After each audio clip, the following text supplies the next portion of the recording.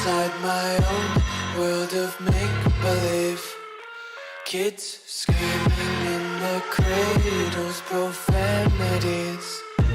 I see the world through ice covered in ink and bleach.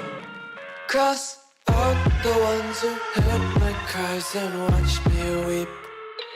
I love everything. Fire spreading all around my room. My world's so bright, it's hard to breathe, but that's alright. Hush.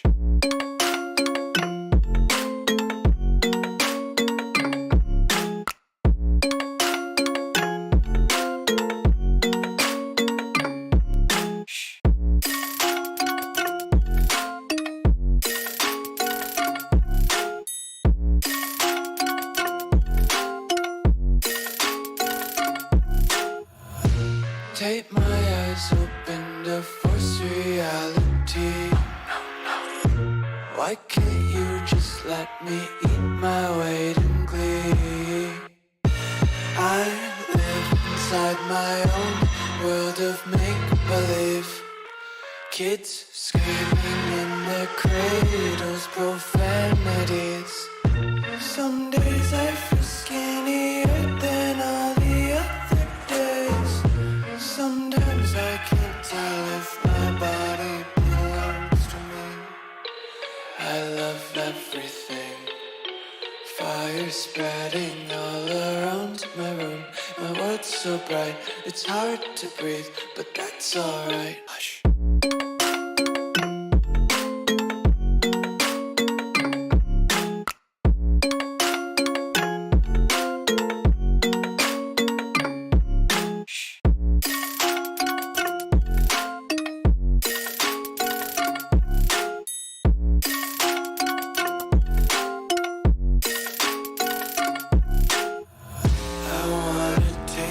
Content, hold your breath and feel the tension. Devils hide behind redemption. Honesty is a one-way gate to hell. I wanna taste consumption.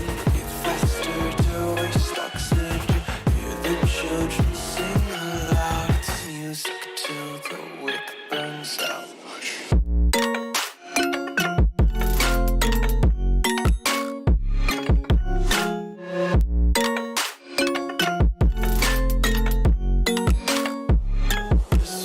Be carefree lately, yeah.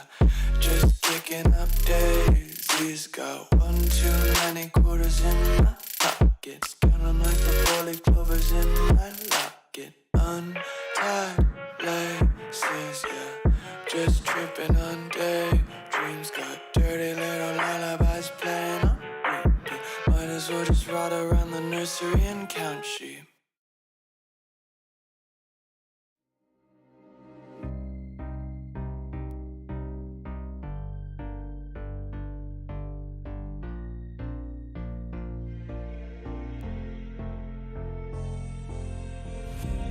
Heaven just knows what it wants. Will I go back to the place where I belong?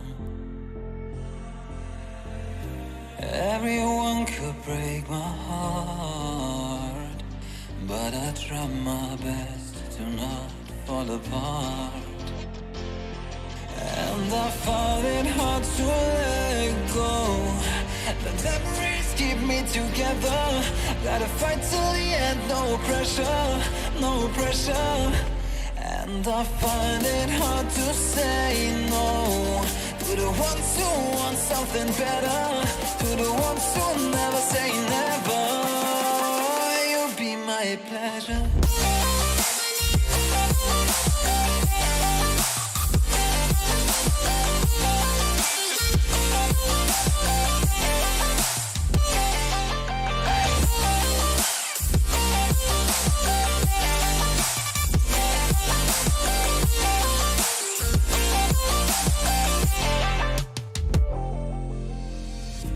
I got nothing to be scared of, because where people live, there is always love. I know the answers in my heart, so so I'll try my best to not fall apart. And I find it hard to let go. The memories keep me together. Gotta fight till the end, no pressure, no pressure. And I find it hard to say no to the ones who want something better, to the ones who now say never. Will you be my pleasure?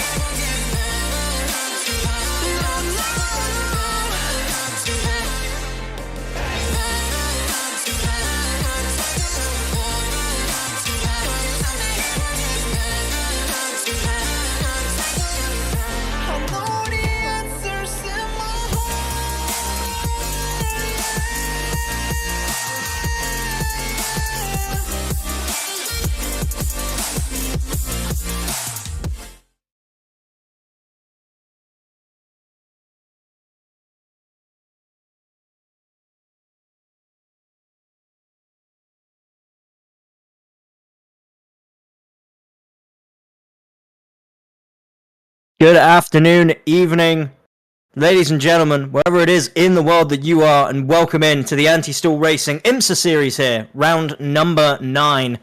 We only have 2 more races left of the season, and in terms of the championship, it is hotting up. We are here at the Sebring International Raceway, one of USA's finer road courses, I would have to say, and one that I think a lot of these drivers have probably had experience with if they've ever done any IMSA stuff before here within iRacing. It's a pretty popular track as well. I am Ava, joined by the ever lovely Gerard. How are you doing today, mate? Yeah, pretty good, pretty good. Excited for this one. I don't really know the track at all. I've heard it's very, very polarizing between opinions of drivers. So, yeah, really looking forward to it. And we've got loads of drivers today. I think it's at 30, maybe 31 right now. I believe it's around about 30, yeah. It's a lot. It is a lot of drivers. A lot of drivers indeed. But all it means is that it's going to make the action on track ever more exciting, as always here in the IMSA series. 2 cars, rather, I say 2 cars out on track. There's a lot more than 2 cars out on track. 2 car classes on track is what I meant to say. So you've got your GT3s who are currently out now doing their first qualifying laps. I don't think anyone is actually on a lap yet, although I could be wrong. Doesn't look like it. And then after they do, I believe it's the 14-minute qualifying session per class.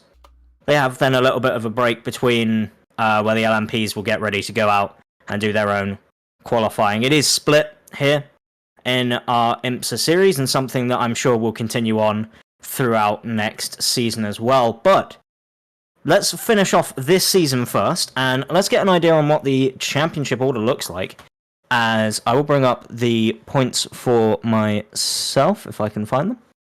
In GT3, considering they are out on track right now, leading the championship is Alessio Bernardi with 2,822 points over Fabio Ponta, who has 2,702 points.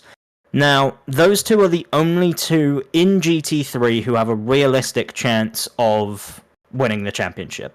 It is between Bernardi and Ponta. And from practice, I believe Ponta was slightly faster than Bernardi, but not by much. I think those 2 always going to be close. And, of course, you throw people like Raul Suarez is back today. Victor Roman, always quick as well. The other Leo Racing drivers as well, all very quick in their own right.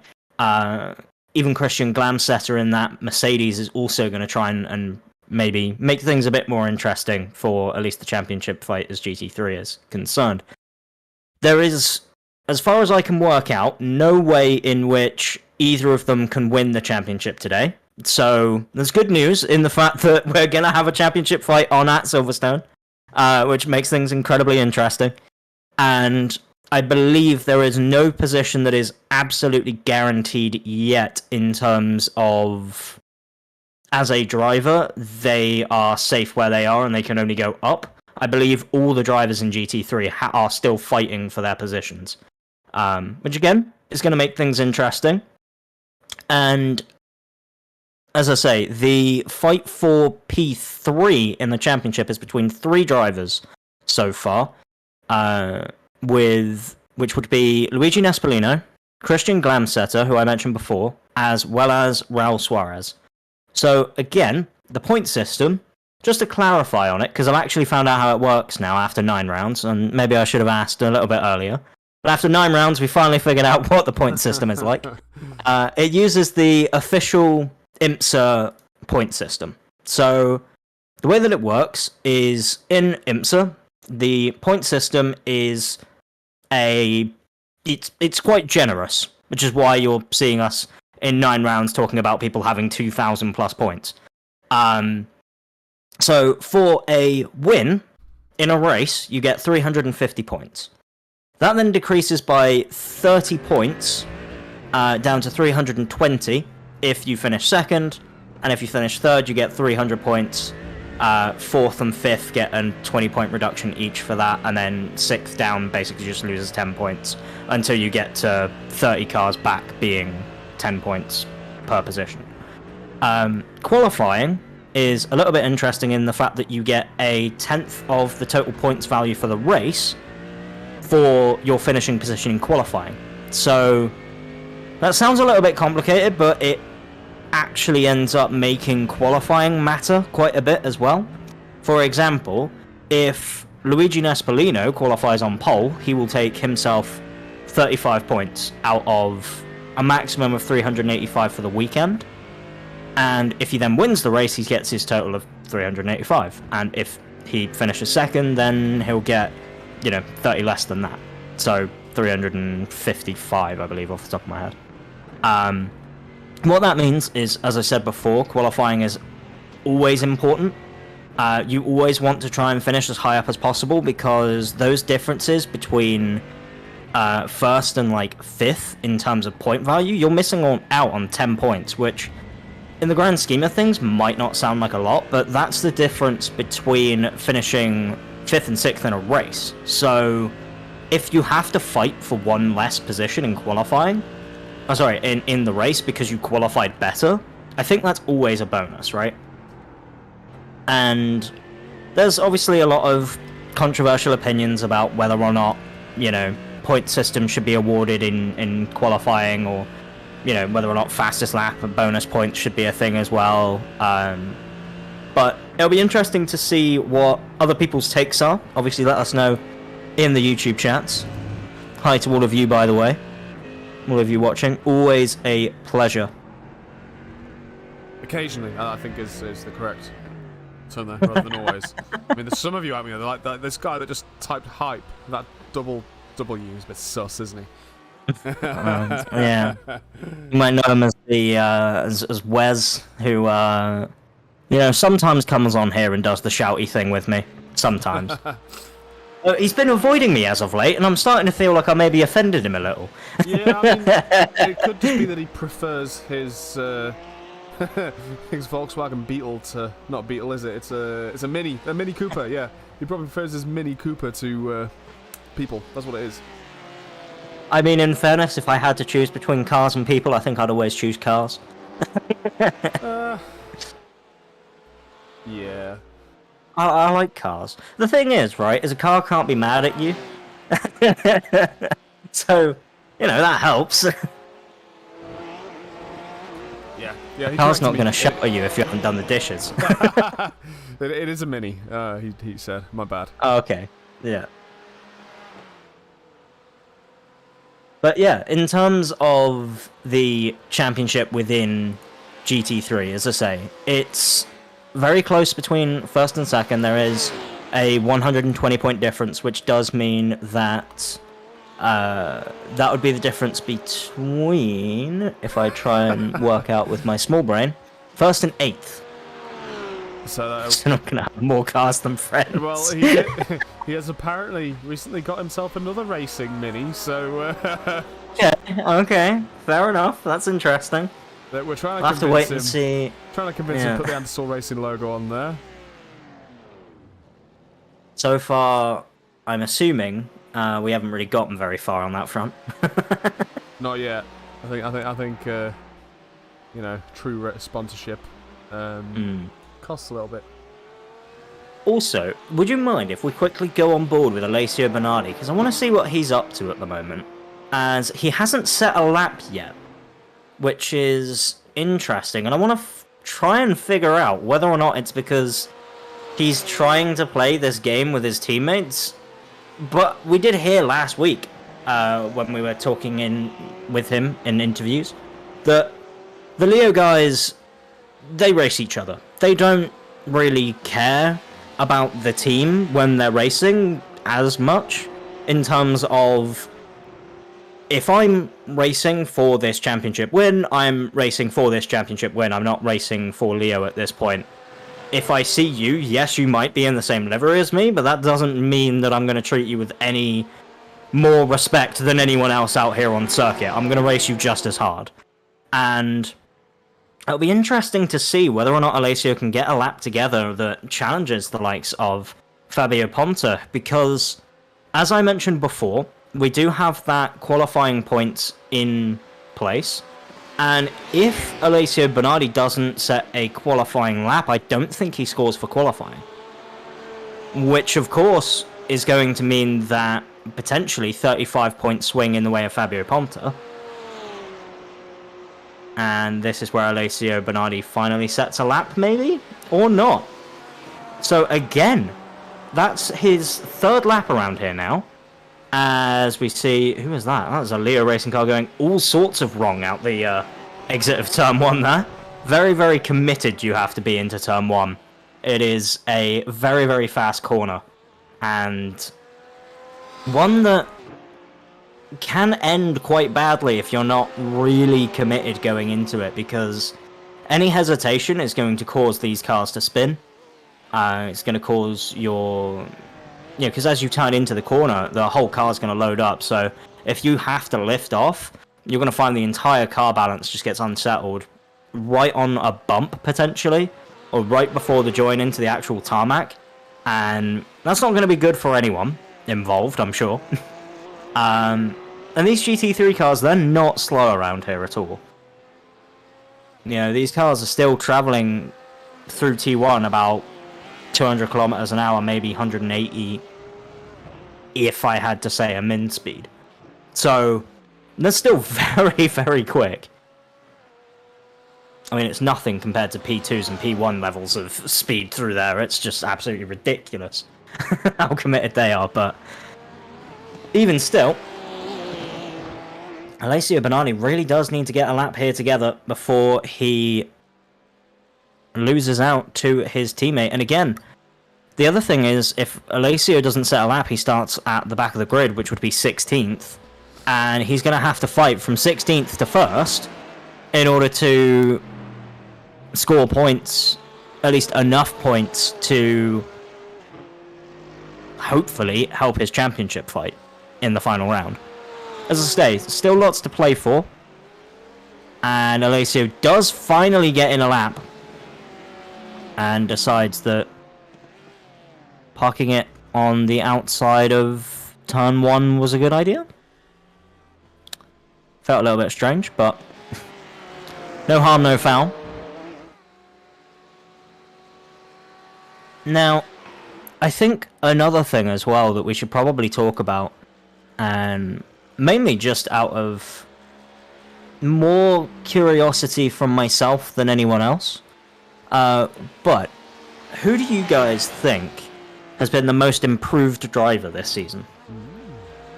If you had to say a driver who maybe they had a couple of unlucky beginning races, but now later on in the season they're proving to be like up there, either maybe fighting for wins potentially, whereas they weren't at the start of the season, or whether or not there's been anyone else who's impressed you, maybe in the midfield, who's just seemed to just be getting stronger and stronger every week. I don't know, I'm curious. If we were doing an ASR awards, like at the end of the season for drivers throughout the different leagues, who would be on your most improved list? That's a really tough question. It is. That's a really, really, really tough question. I feel like it's a good question, though. Yeah. I suppose the one thing for me is I've seen a lot of these drivers racing now for, the past 8 weeks, going on to 9 weeks, and I believe these GT3s are just finishing up their final laps now before they come back into the pit lane, and then the LMPs will be released. But I think in terms of people who have impressed me this season, I think the Leo guys and the Aspar racing team, I believe it is, they've always been quick, right? But looking at people who challenge them, one person who surprises me, who isn't here today, unfortunately, I can't remember what the reason was, but Adam Hedgecock, honestly, has surprised me this season. From where he started to where he's at now. Oh, yeah, totally. Adam has done amazing things in that Ferrari. Really taken the place of Ryan as sort of one of the fastest Ferrari drivers, at least. And I love that it's a Ferrari as well, because it's personally my favourite GT3 to drive. In this field dominated with Porsches. Yeah, the Porsche is incredibly quick. Yeah, I mean, it's the obvious choice, isn't it, when you're going competitive, because, it's known as the best GT3. Yeah. As the LMPs are out on their outlaps, and I'm sure we will talk about the championship standings for those, as we do have them starting to come out on track now. Oh, they already look way quicker. Whoa. Yeah. Yeah, these LMPs, they don't mess around. They come out on their outlap and bang, they're on it. But we were talking about the championship standings for GT3 when GT3 were doing their qualifying, so it's only fair that we talk about the LMP standings and what is still on offer in LMP2. So, your top 3 statistically could still be in a shout to win the championship. Your top 3 being Castellani with 2,745 points, Alessandro Izzo with 2,709 points, and then Dylan van der Lands, who does have an outside shot of winning, with 2,585 points, but again, it is an outside shot. Dylan is going to have to work hard if he wants to win it, and it's probably going to require a few unlucky results for Izzo and Castellani as well. So, there is still a fight on there for the top 3. Realistically, I think the top 2 definitely are fighting for the championship, and no matter what happens here today, that is still on for Silverstone. So that will be interesting to see. I'm very excited to see who can come out on top today, and whether or not they can then do the same at Silverstone, or whether or not they're going to do the safe thing, as we see them going through Sunset Bend. The LMPs look so... I would almost hesitate to say that they look planted through some of these corners, because you see how bumpy the track is in a lot of these places, and especially through Sunset, there's a massive bump on the apex where the LMPs will be going that really means the car doesn't turn, because the car basically jumps. And it is... this circuit is hard for the LMPs. A lot of the DPI drivers and a lot of the LMP drivers in real life have said that the 12 hours of Sebring, in terms of physicality, feels very similar to a 24 hours of Le Mans in a much shorter space of time. Just because of how rough the circuit is, it really batters you as a driver. It's not soft. You don't have that nice, lovely, fresh tarmac that you can relax on. It's all very broken and disjointed, and some might argue maybe even a little bit unsafe these days, but hey, it's America, they do what they want, right?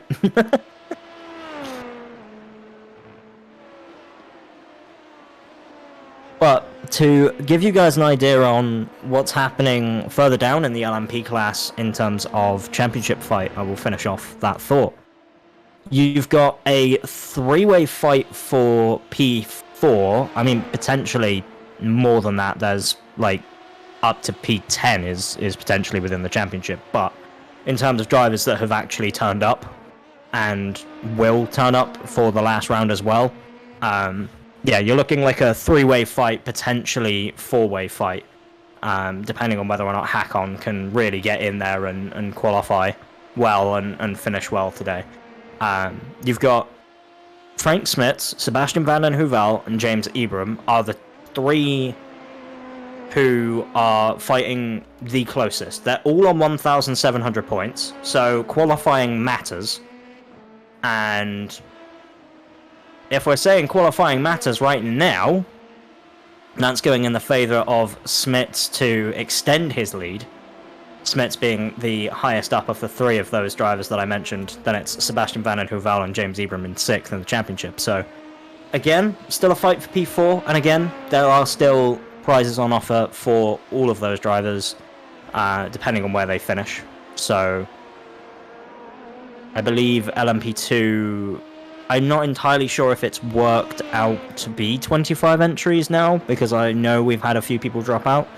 So I don't know whether or not it's changing, but I believe potentially it's going to be paid up to 5th. I would have to hazard a guess. I'll quickly look for you. Because it says that it was based on 25 entries that it would be paid up to 7th, but I don't know if that's obviously continuing.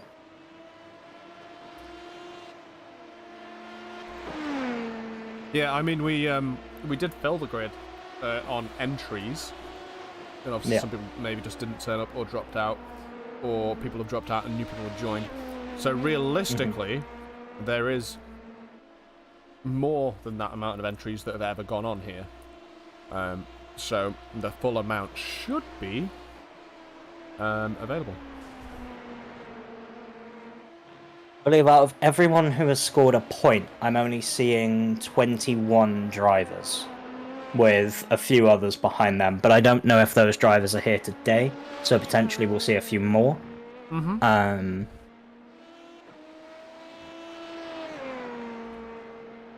But again, it's all to play for in LMP, I think. It is going to be quite interesting to see how that fight pans out, especially when, as of right now, Frank Smits has put himself in between Castellani and Izzo, who those 2 drivers are fighting for P1 in the championship, Castellani and Izzo respectively.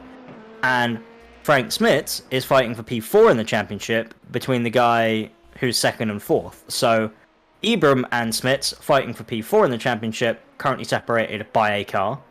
Castellani and Izzo fighting for P1 in the championship, currently separated by 1 car difference. And it's going to be interesting to see how that shakes up the point values, because I believe Castellani would extend his lead here as it stands right now, unless, of course, Izzo can qualify on pole, but he still needs to find 0.2 of a second, which, if he's already pushing as hard as he can, is not going to be an easy feat. Not at all. The circuit is very hard to find time on, and you can lose it so quickly, as we see Frank Smits getting all sorts of out of shape over the curbs. And I'm certainly probably would have lost about a 10th there. Has to kind of maybe think about getting out of the way of Hakon here, unless Hakon really just is that fast through that corner compared to what Frank Smits was able to do. Everyone now being backed up a little behind Frank. Let's see the lines they take through Sunset Bend, and a miraculous corner, honestly. And when the sun starts setting, it will be right in the drivers' faces, which is lovely and safe, as I'm sure you could imagine. And oh, big slide for Frank Smits, which then affects Hakon, and I don't think anyone else, but yeah, you got to be careful through Sunset. It's a very, very tough corner for sure.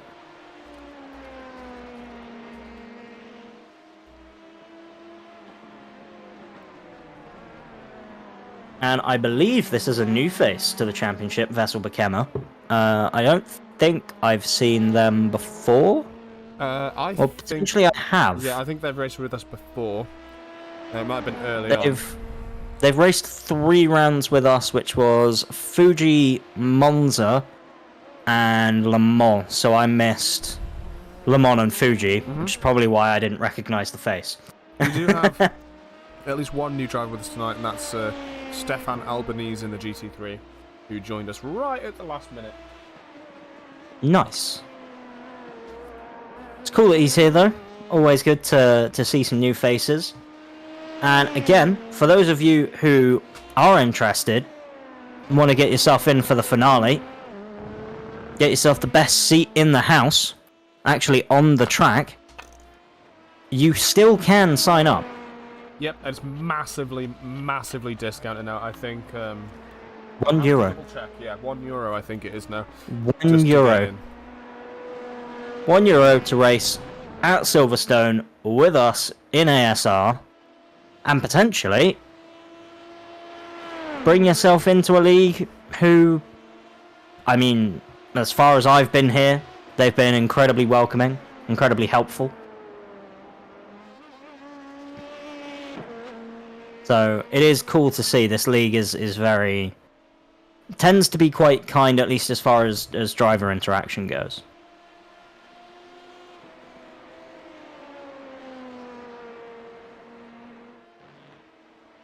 And I'm a little bit unsure as to what's going to happen here today between the LMPs and the GTs in terms of the multi-class action. Normally, the circuits are wide enough to where the overtakes aren't really too bad. But with a circuit like Sebring, it's going to be tough. We're going to see a lot of drivers as Neil is, decides he's just going to do a few donuts. You know, warm up the tyres a little bit more. Why not? But in terms of overtaking opportunities around Sebring, I have done a Sebring race around here myself. In an LMP, in fact, when there's been GTEs on track, and there's pretty much an overtaking opportunity into every corner, but it's going to require the GT to actually drive potentially a different line and be willing for that move to happen. I just want to point out that Lorenzo watching right now is totally on the limit. Did you see how insane that was? Yeah, he was incredibly close to the grass on the outside here. How close does he get to the wall on the inside? And then how close does he get to the wall on the outside? All the way, using all of the track width. And does that result in a faster lap? It does, a 144.785, and just watch him through T1. Look at how committed he is. It's so quick through turn 1 here in an LMP2 car. And this circuit, honestly, if you've never driven it, do yourself a favor, load up iRacing, get the track, get a car that you're comfortable driving in, and just do a few laps, because it's magical. But it really is. After the stream, of course, you know, you've got to stay here and watch Yeah, that of course. Yes. If you're here, you might as well. It'll be rude not to, you know. This is where I think we'll see a lot of the overtakes made into that. What do they call it? I think they call it the bus stop, potentially, which is a weird name considering it's not a bus stop. It could be the hairpin though, and I'm just misremembering. But yeah, these cars are they feel very light around Sebring compared to a lot of other circuits, and what I mean by that is the cars actually move around a lot in Sebring compared to a lot of other circuits because of the nature of the road. Everything is just so bumpy. These cars don't tend to grip to the circuit as much as they would a traditional tarmac circuit. And you will see these drivers abusing every single bit of concrete road that they can to try and be as fast as possible. And again, going through Sunset Bend. What a glorious corner it is as well. And you see just how bumpy it is there as well, as Lorenzo Castellani may just improve again here, by the way. And he does. So 2 laps in a row that he improves. Very well done from himself. And you just see how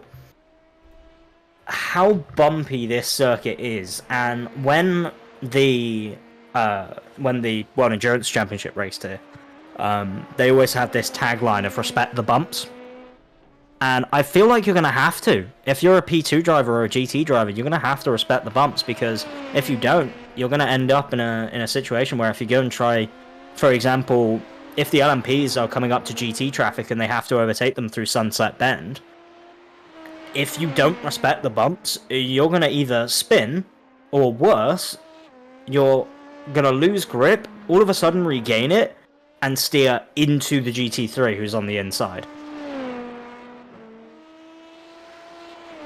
Which is going to be interesting to see how people react to their first points of traffic through here.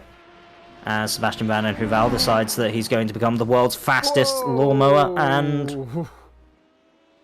Yep. Yeah. Let's hope that doesn't happen in the actual race. Yeah, that would be quite catastrophic, I think, is the wording for that. So, do you reckon there's any danger points here? Like, you know, we've seen some pretty nasty crashes. We had some pretty nasty ones last week. Think there's any particular danger points on this track? All of it, I think. If I had to be honest, if I had to single out any specific areas, I would say Sunset Bend definitely. It's very easy to go too wide on the mid part of the corner and end up hitting the wall that juts out on the exit. Yeah. Going into turn 1, if you're side by side, can be an absolute nightmare. So you'll have to watch out for that. As we see Kevin Burke just finishing up his lap and seeing whether or not he manages to improve, but I don't think he will. And that will round out qualifying. But in terms of, danger points, T1 definitely. Going side by side, if you run out that wide, as Kevin Burke has done, it's very difficult to get back on track safely. Very, very difficult. The other thing as well is to potentially be careful on people trying to squeeze you against the pit wall going into turn 1. Yeah. That's also, you need to give each other a bit of racing room around here. You can't just be super aggressive, because that's how crashes happen, and that's how you can very easily take someone out. I think the hairpin isn't as dangerous as people might think. It's a bit of a bottleneck spot, a bit like Monza Turn 1, but it doesn't have anywhere near the same sort of speeds going into it, so I don't think it's as bad. It's just on exit, you have to be careful because you can't just go straight. It sort of like swerves a bit. So, here's another one as well that I know that Wes, if Wes is still listening, he's gonna be interested in this one. What does that track map look like? Because I can't figure it out. We always try and make pictures out of these track maps. What does that one look like?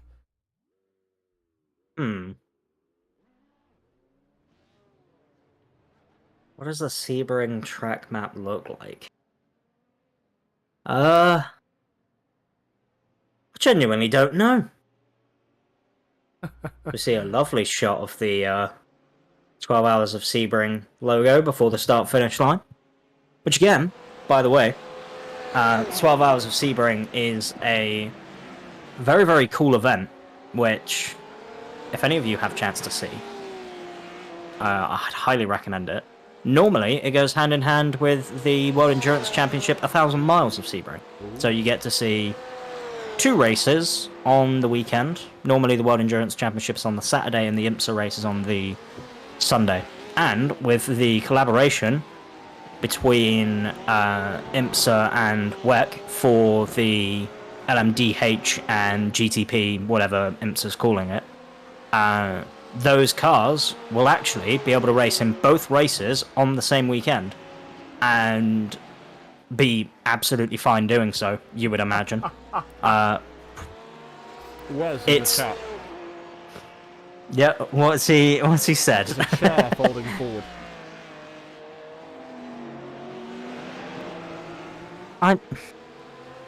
Yeah.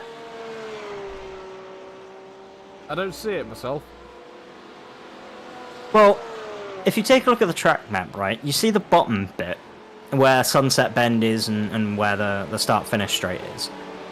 That's the actual seat, the cushion, right?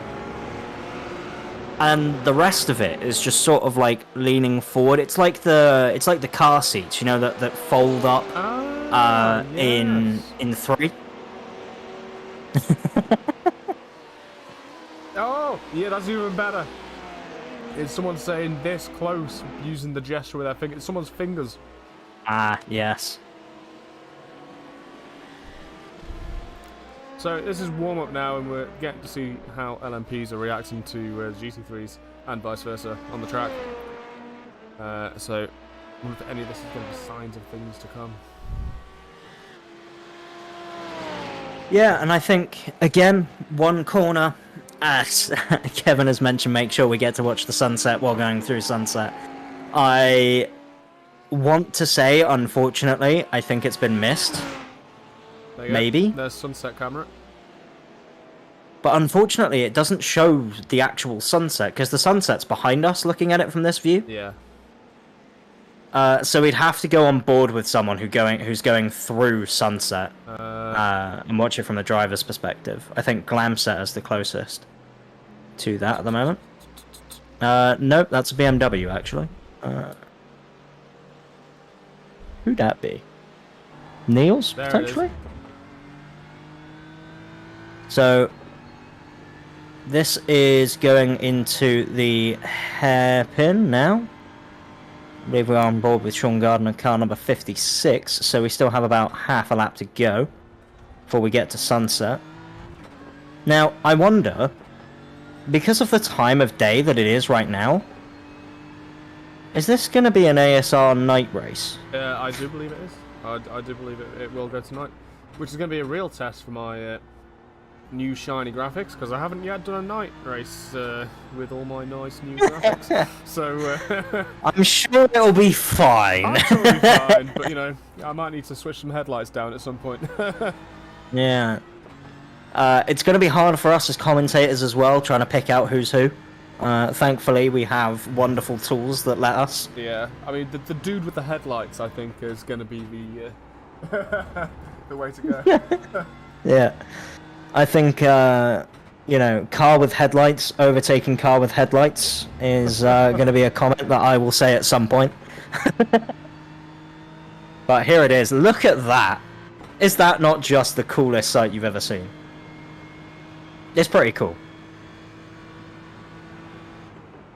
Going into sunset with literally the sunset beaming right at you as you go down that straight. It is glorious. It's just so cool. I love this circuit. I really do. There's just something about it. I'm enjoying looking at it. Looks like it might be quite fun to drive around. Might give it a shot after the race at some point. Where we Yeah, are absolutely. now waving the checkered flag. Yep, so next up will be our hour-long race. Our feature for this evening.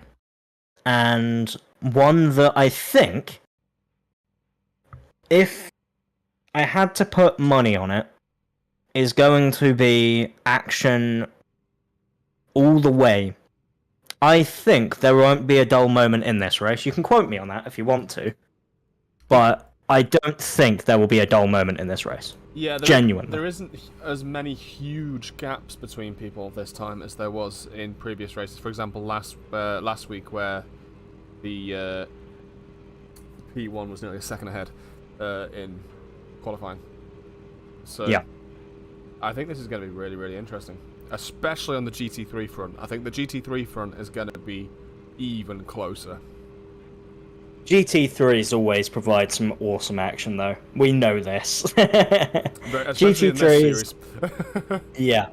The GT3s are always cool. They're always cool to see.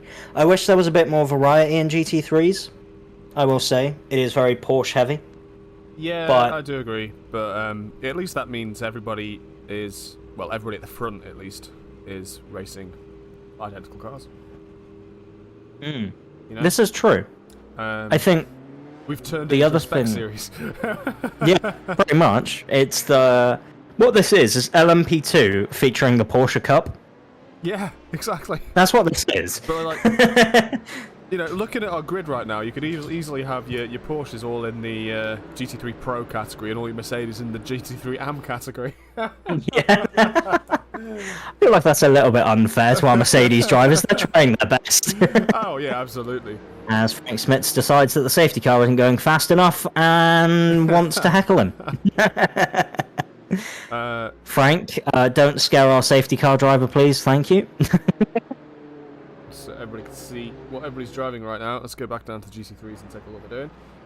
There you go. All the Porsches at the front, all the Mercedes sort of together towards the back, with a smattering of BMWs between them.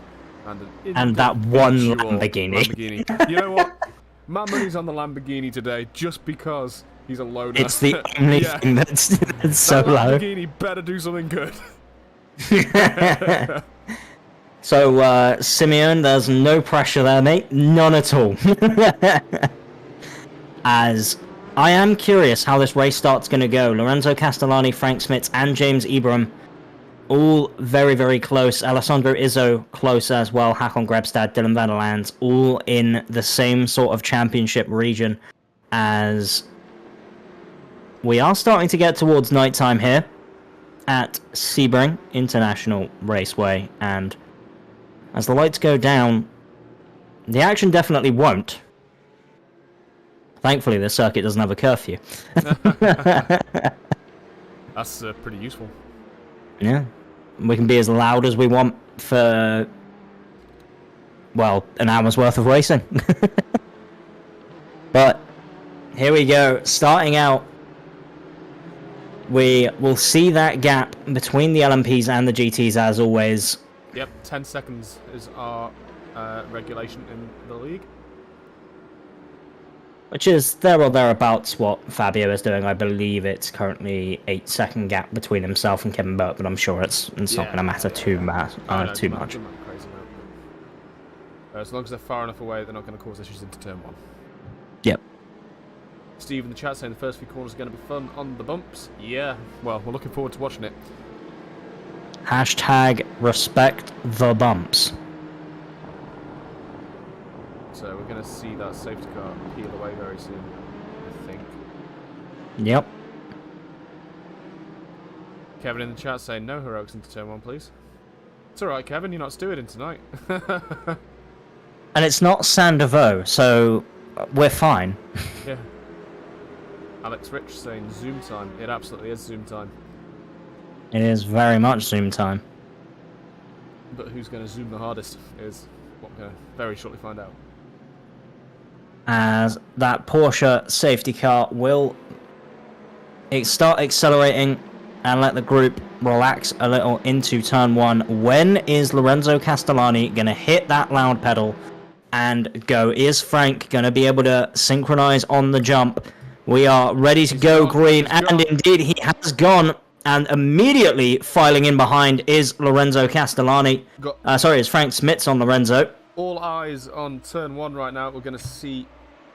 As here we go into turn 1, wide almost, very, very, very close between all these drivers. So I'm going to leave it on this camera just so we can see the GT3s come past as well, and then we'll go back into the action. GT3s looking good. Here we go, GT3s all side by side, all clean. It looks like so. Beautiful. Nobody really having any issues as going into the hairpin now. We do have Hakon Grebstad locks up and van der Lands. And again, these boys need to be careful getting back on circuit. Not the easiest thing to do, but Hakon Grebstad unfortunately locks up the brakes going into the hairpin. Does cause an incident here. We're going to see a replay of this, so watch out in front. You've got James Ibram. You have, I believe that's Dylan van der Lands ahead, and then Hakon Grebstad here in behind in the blue and white LMP. And then in terms of the one behind him, that is Vessel Bekema. So going into the hairpin, we're going to see James Ibram brake very hard, very late. Same thing with Hakon. Hakon turns in, and unfortunately, the car just got loose on him, and I'm not sure if that was some actual contact or whether that was netcode from Hakon there, but I'm sure our stewards will be investigating that one. And moving back into our GT3 battle, this is your battle for 5th position, I believe, between Raul Suarez and Alessio Bernardi. Alessio Bernardi currently leading the championship, so really needs to get a hustle on here and needs to get himself a little bit further up than P5. Tim Parry did manage to get him on the start, and just look at the amount of Porsches all in a row, following each other, one after the other. Battles trying to develop, drivers trying to make opportunities early on in this hour race, and again, this is where you'll find the most amount of opportunity to do it, is very early on into Lambo the hairpins primarily. Really hard onto the grass there, Lambo did. I think they had to do a bit of a correction to save that. Always difficult. Always difficult. You're committing so much into turn 1 and on Sunset. And here we go. We're going to see that Lambo try and defend from the Mercedes behind. The Mercedes so good on the brakes here. And the Lamborghini, naturally, is quite a twitchy car. Very good in the twisty stuff. So very good in this section of the circuit. But going into the hairpin, as we do have a replay from James Ibram here. What has happened to James? Doesn't look like a whole lot at the moment. Maybe going into the hairpin, something happens. Maybe a lockup and a spin. Again, very easy to do. Your brake bias is very far to the rear. And no, actually, possibly, front tyres locked up and very close between the number 91 and the number 8. But the number 91 manages to get past, who is Neil Ferrier. Very risky. I believe, though, James Ibram has managed to get past Neil after that, so, yeah, no harm, no foul. James Ibram has managed to get past and is continuing on to try and see if he can catch up to Frank Smits for the championship fight.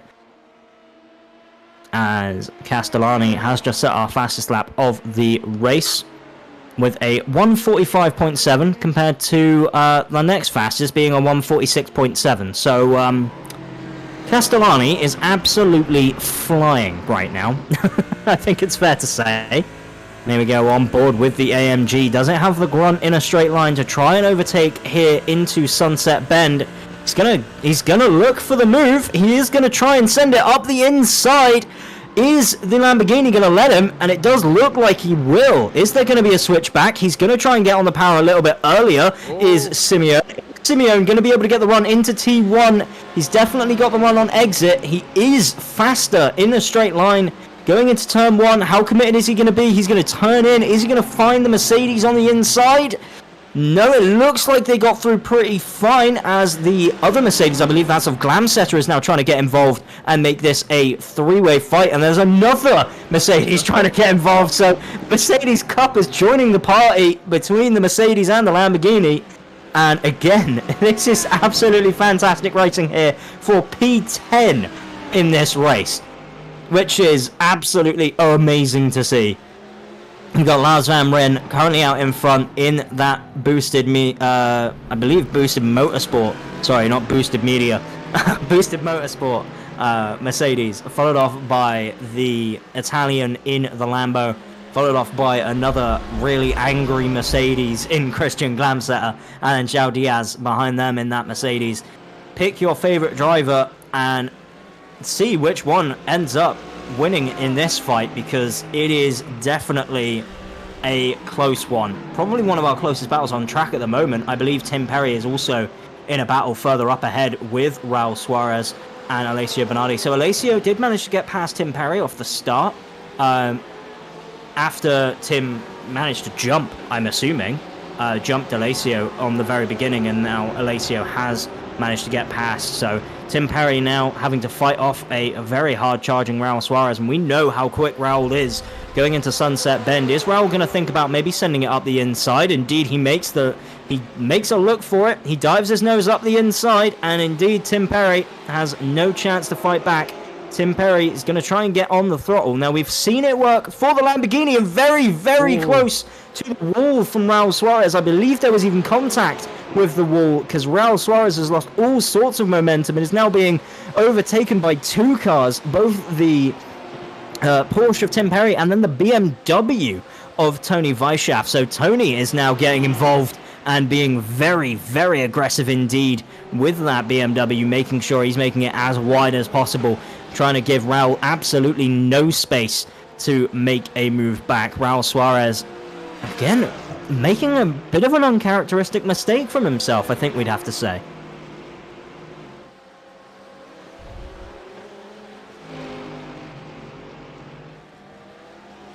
But back on board with your battle for now P11 between Christian Glamsetter and Simeone in their Lamborghini. And again, this battle is going to be hard charging pretty much all the way to the line, as Lorenzo Castellani seems to be just on another planet in terms of pace at the moment. Yeah, this is insane. Oh, a bit of telemetry just came up for me. Let's take a look what happened here. So this is on board with Niels here in the Mercedes. Which earlier on, by the way, I did think he was driving the ASR safety car livery, but unfortunately doesn't seem to be the case. And again, a spin into the hairpin. Yeah, it's very easy to do. This is causing a lot of issues, doesn't it, the hairpin? Yeah, the hairpin, very, very difficult corner. It's one that I think a lot of people underestimate when driving the circuit. They think they can brake a lot later than they actually can. And then forget that the corner tightens on exit, which for a lot of circuits is pretty uncharacteristic. I think there's only a few corners in a few other circuits that have that sort of characteristic of tightening on exit, and there is a big off for Raul Suarez. I don't know if Raul Suarez has damage, but most certainly seems to be suffering in that Porsche through Sunset Bend. I don't know what happened with him going into Sunset, but yeah, definitely difficult. The car definitely doesn't seem as planted as it usually does. You're seeing him having to correct, even catching a slide on the exit of T1 here. Now going into turn 2, 3, and then 4. The Porsche now settling down a bit more. Not as much of an issue through these slow speed corners, clearly. So whatever the issue Raul has is currently in high speed and not as much in low speed corners. So I wonder whether or not, when the fuel burns off, is that Porsche going to start becoming electric again and feeling nice for Raul Suarez, but currently does not feel like it is being as nice to him as he was expecting it to be. Making lots of uncharacteristic mistakes through lots of corners that you normally wouldn't expect him to, as Vessel Bekema is now under attack by Hakon Grebstad. Hakon recovering after that early mistake that he had between himself and Dylan van der Lands. Dylan van der Lands, unfortunately, not recovering as well into the hairpin. And yeah, it's meant Grebstad has had to sort of fight a little bit harder than he otherwise would have liked to. I would imagine he wanted to see himself a bit further up, maybe in that battle between Neil Ferrier, fighting him, and maybe even up, trying to keep up with James Ebram and the top 4, who, by the way, top 4, the only battle between them currently going on between Frank Smits and Alessandro Izzo. So, unfortunately, it seems like Castellani has had otherworldly pace today, as, yep, just having to get through some backmarker traffic in the LMPs already, as I believe the leaders are now starting to lap some of our GT3 cars now, so it'll be interesting to see how that affects the battles moving forward, as I'm sure that fight in LMP for currently second place between Frank Smits and Alessandro Izzo is going to change rather rapidly. But this fight here in GT3 between Raul Suarez and I believe that is Tony Weisshaft ahead of him, and this is your battle for 6th position, one that I think, honestly, it came from uncharacteristic mistakes from Raul Suarez. That contact into the wall out of Sunset, and then again another mistake through Sunset, and it's just sort of compiled from there as the GTs still battle on here. The Lamborghini trying to fight off these Mercedes the best it can, and all of these Mercedes are very much trying to swat this Lamborghini off like it's an annoying fly. As there is some contact actually there between the Mercedes and the Lamborghini. Lamborghini making a very aggressive move Again, that other Mercedes there of Christian Glamsetter is trying to stick his nose probably where it doesn't really belong in a few of these corners. But yeah, that Lamborghini sounds like an annoying fly, in fairness. That V10 is not as nice to my ears as some other V10s that I've heard in the past. I still think one of my favourite sounding cars of all time, the Lexus LFA. Ooh. Which, if you've never heard a Lexus LFA before, just look it up on YouTube. But after this.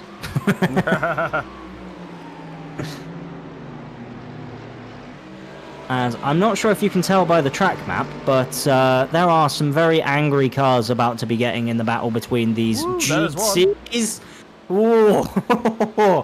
Yeah, these GTs need to be careful now because the LMPs are charging through, and once again, these LMPs are going to want to get through as fast as possible, as clean as possible.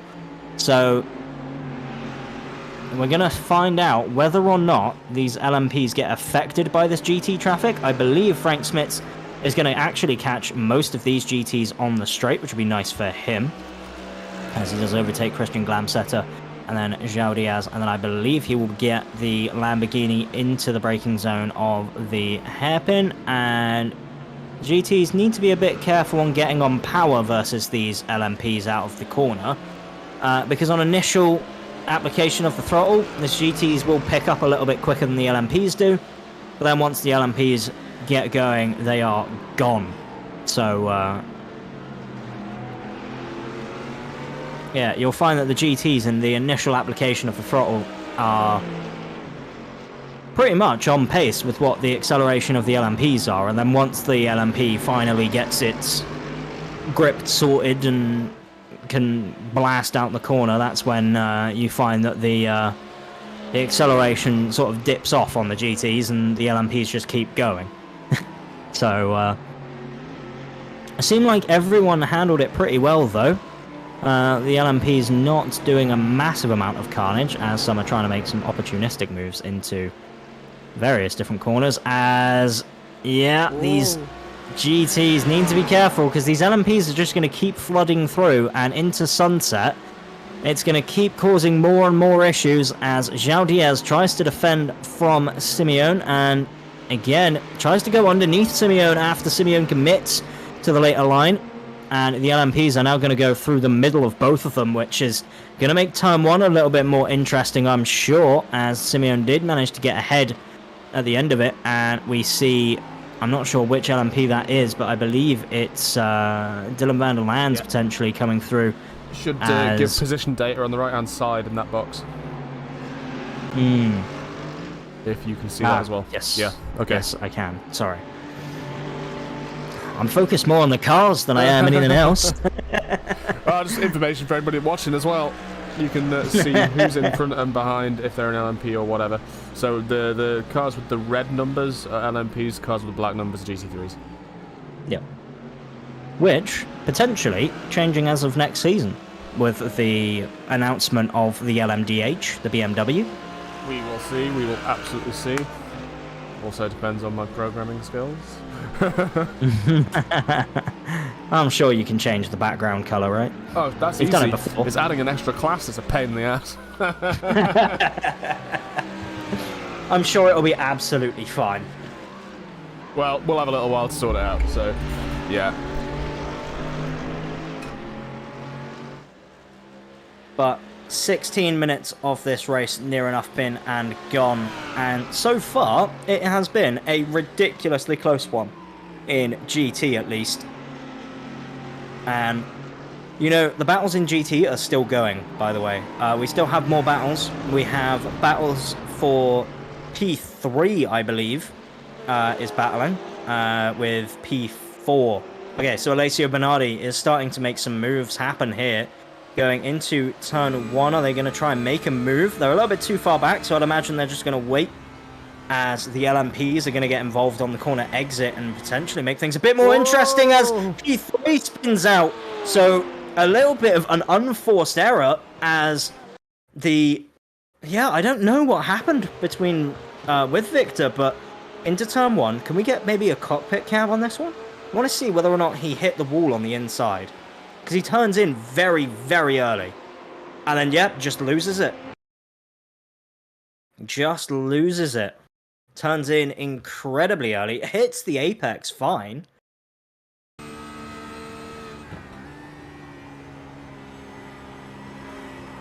Yep, car just gave up. Just had nothing left to give him. Wow. And oh, he then gets hit by an LMP. That was Rick Jansen, mate? Who's Rick Jansen? No, that's a different bit of telemetry I just received. That might be his race over then. Oh, Roberto De Filippis, I think, was the person who hit him. And then Rick Jansen's also crashed. So, Rick Jansen, again into turn one. Is this going to be a similar sort of mistake? Oh, that was wobbly there. Yeah, a little bit of a wobble, and still more of a wobble, and Oh, okay, so there's another incident way up ahead there as well that we didn't see, and I don't have telemetry for, unless this is this one. That was 3 crashes all within the same lap there. We're going into turn one. Roberto. It's this one, yes. So the next corner, I believe. There is. So that was the contact between Roberto and Then you're going to see Raul. the other cars come through, which is really, really risky.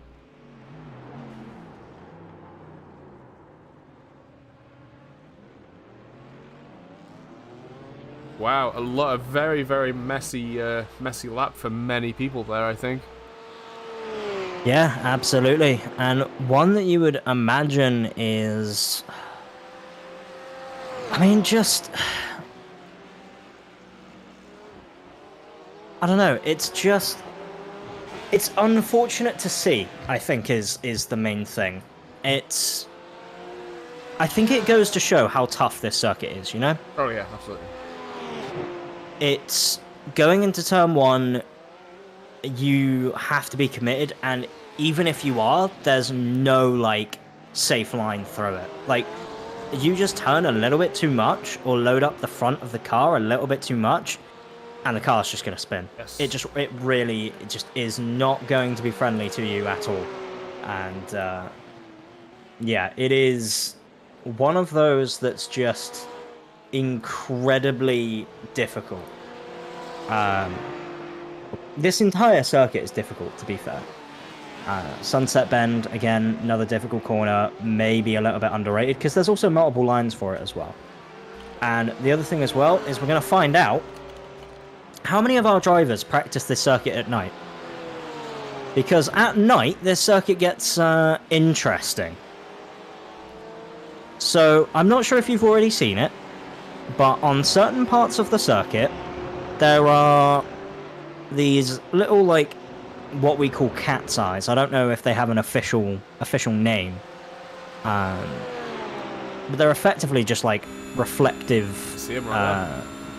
Yeah. So they're basically just, like, these reflective little... I don't even know what you would call it. They're like they're little, pieces of, like, yeah, plastic, I think. No, they're actually made of glass. Okay. Yeah, they're like little glass marbles with a reflective mirror in the back of them. I've got one somewhere. Interesting. Yeah. And literally, they're angled in such a way that as soon as your headlights hit it, it will reflect straight back at your face. Okay. And obviously, anybody that's driven a car on roads will have seen them if they're really nice. So long as your country has them. I know the UK, they're everywhere. Yep. But that's because we always in the middle of the road. That's also because we don't have street lighting over most of the country. Yeah. Oh. But yeah, I've never actually noticed them in iRacing before, so that's really cool. That's included in this track. So yeah, thank you for pointing that one out. And again, really useful for these drivers to see where the edge of the track is, because in a lot of these cars, especially the LMPs, you sit so low that actually to find the edge of the track when it gets really dark, because of the lack of track lighting, it becomes near enough impossible, which is why you have these these, you know, as you said, these glass like marbles in the track. It's to help these drivers get an idea on where those limits are. Now, there are some corners where these drivers are going to be driving over them and way far past them, like here. They haven't actually put those things on the corners where drivers typically go outside of track limits. And I say outside of track limits as if it's illegal. No, it's still within the rule book of what they can and can't use on this circuit. Aside from here, where I believe, in my honest opinion, maybe going that far wide shouldn't be possible. But also, with how fast these cars go through Sunset, it makes perfect sense. It really does make perfect sense. But yeah, it's cool to see that it's modelled within iRacing. Very cool to see.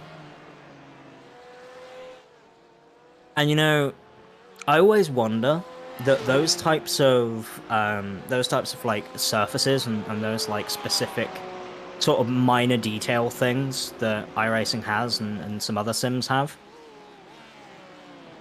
With the new technology that we have with like ray tracing and everything, Don't even say that word. it's actually it's actually going to affect those, isn't it? Oh, Like yeah, it's it going will. to affect It how will. those things reflect and come back off into Yeah, your vision as a driver. it will totally affect all And- that. But I think if iRacing is to go down that route, they need to get rid of this absolutely ridiculous processor.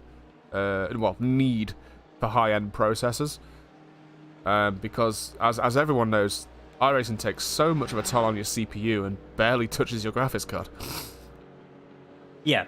One thing my friend found out as well is, for those of you with an AMD GPU, you're actually hurting your iRacing performance just by having it. Nice camera angle, iRacing. Thank you. We do love the good bit of the Everybody's iRacing pitted. cameras. All of LMP2 is pitted. In which case, then, I'm sure we'll see Roberto coming in, because he'll be the only LMP who hasn't, if he doesn't. But he's not even in the final corner yet, so we're seeing him coming through now. But yeah, I'm sure he's going to dive into the pit lane as well, and indeed he does. right behind GT3. So- Nice. So everybody in LMP has now pit. Everybody in GT is starting to come in as well, minus Fabio Ponta and Alessio Bernardi, who I believe are going to be on split strategies just because of how the Leo team work out their pit strategies, I'm assuming. And did anyone actually gain in the pits? I think James Ebram actually may have gained over Izzo in the pit lane. I don't know why, because I thought Izzo was actually in P3. So I don't know when Izzo lost his position to James Ebram, but there has been a switch for third. Yeah, I'll take a quick scroll through the telemetry to see if there's anything that suggested it. And Ebram is actually fighting with Frank. And that is championship. That does have championship implications, even. James Ebron passed Alessandro Izzo in the pit. This is what we're watching right now. He got out first. And then it looks like it was by a significant margin as well. Like, it wasn't even like a small amount. Yeah. Like, for example, Frank and James are together right now. Yeah, exactly. That's interesting. So, And speaking of James and Frank... Sorry, you were saying? so James Ebron has had the fastest pit stop out of all the LMP2s. In fact, he's had a GT3 speed pit stop. That is impressive. Yeah, so all the LMP2s have had 22 seconds. Apart from him, who's had a 19 second, which is why he got out in front. In fact, he nearly got Frank as well. That was close. He nearly got Frank as well in the pits just by doing that time.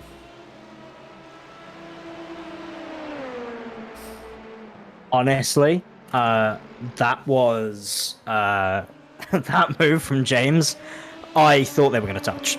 I'm going to be honest. I thought there was going to be tears from both drivers as they are battling incredibly hard. And again, they're battling for P4 in the championship, keep in mind. You've got, if I can bring up the IMSA series results. James Ibram is currently behind Frank Smits by a grand total of 54 points. And in qualifying, I believe they were separated by 2 positions, right? It was Frank Smits was 2nd and Ibram was 4th. Which means there's another 4-point swing in Frank Smits' favour. So it's actually 58 points difference between the 2 of these drivers. And if James Ibram can make this move into T1, they're side by side, almost touching into turn 1. Oh, man. And again, they're still fighting side by side, both of them having moments. And I believe there was contact again between the 2 of them. And again, what this has now meant is Alessandro Izzo's getting involved. So these 2 fighting so hard, there was contact between the 2 of them. Unfortunately, Frank Smits forced all the way outside, now having to battle incredibly hard with Alessandro Izzo. Does have the inside for the hairpin, but it will turn to the outside of the second part of the corner. But again, turns back to the inside. So again, Frank Smits is squeezing Izzo as hard as he can, trying to fight Izzo as hard as he can. Frank Smits is trying his absolute best to hold this position because he knows that it means a lot. It means an absolute ton versus the championship fight between himself and James. That was the definition of drama, I believe. As all sorts of wiggles going on in the LMP crowd as Alessandro Izzo tries to overtake the GT, and I believe the GT spun as well, the Lamborghini, as João Diaz has now actually got past Simeone, and Simeone has been passed by Christian Glamsetter as well. So again, another incident between these GTs. And speaking of incidents between GTs, here comes a pass for 5th position. Tony Weisshaft trying to get past Raul Suarez once again. Raul Suarez, really quick pit stop, manages to get out in front, but Tony, again, managing to do it on track where it matters most. And Raul Suarez just doesn't seem to have an answer at the moment. It really does not.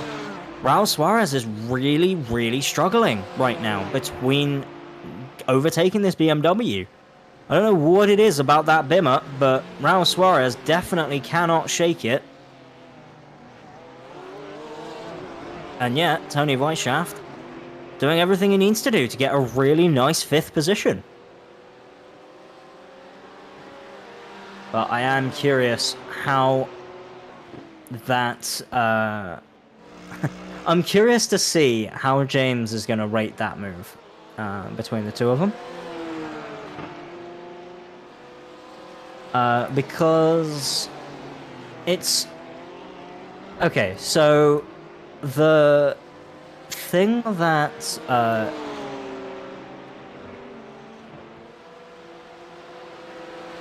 As I say, the thing that interests me between what happened between those 2 is the fact that, as we see this LMP is really struggling to overtake the GTs and actually allowing Raul Suarez to overtake Tony Weisshaft, and Raul being a little bit angry about it, flashing the headlights, as Tony might go for a move into Sunset, and indeed he looks up the inside, his nose goes there, and he is last of the late breakers. Raul Suarez going all the way around the outside and seemingly has absolutely no speed in comparison to what that Bimmer has, but then on exit, Raul Suarez straight back through, so Tony Weisshaft gets the initial speed on entry, then not able to fight as hard as both of them go through turn 1 almost side by side.